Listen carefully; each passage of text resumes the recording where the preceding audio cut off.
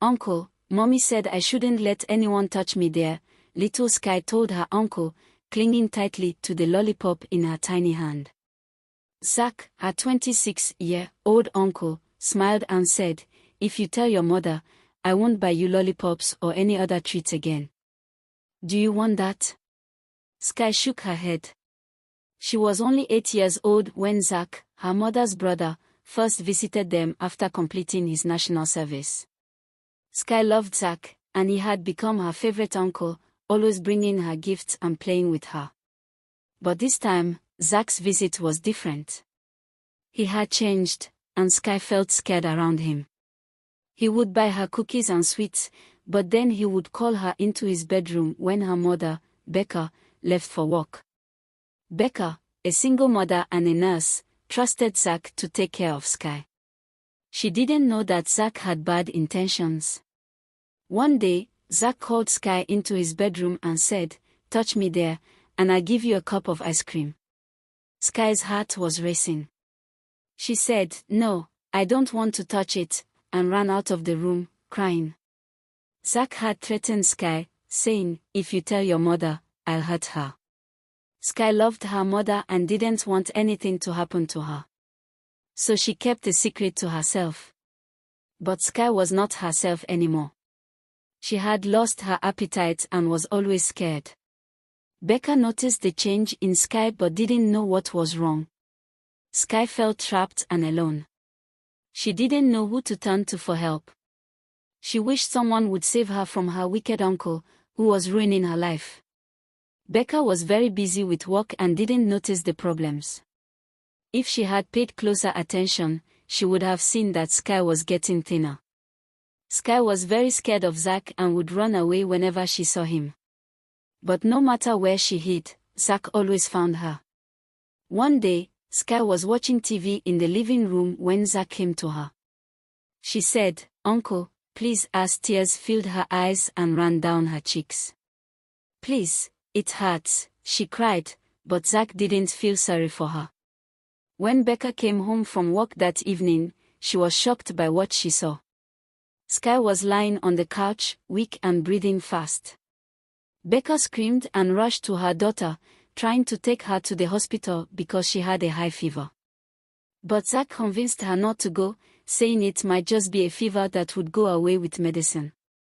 When Becca was bathing Sky that evening, she saw blood stains between Sky's legs. Becca asked Sky what happened, but Sky saw Zack giving her a warning look. So, Sky quickly told her mom that she got hurt when she scratched a mosquito bite at school. At school, Sky's teacher noticed that she was very sad and withdrawn. She didn't play with her friends anymore and kept to herself. Her grades had also dropped significantly. The teacher was concerned and asked Sky why she was so sad. Sky started crying, and the teacher sat with her, putting a comforting hand on her shoulder. The teacher asked Sky to trust her and tell her everything. Sky felt safe with her teacher and told her about the terrible things Uncle Zack had done to her. The teacher was shocked and immediately called Sky's mom, Becca, to come to school. When Becca arrived, the teacher told her everything Sky had said. Becca was heartbroken and couldn't stop crying. The police were called, and they came to arrest Zack. Before they took him away, Becca slapped him multiple times for causing so much pain to her innocent child. News of Zack's evil actions had spread quickly on the street, and a group of angry mob gathered outside. When the police tried to take Zack away, the crowd requested that he should be handed over. When the police refused, the mob attacked Zack and the police. The police had to flee, leaving Zack at the mercy of the mob.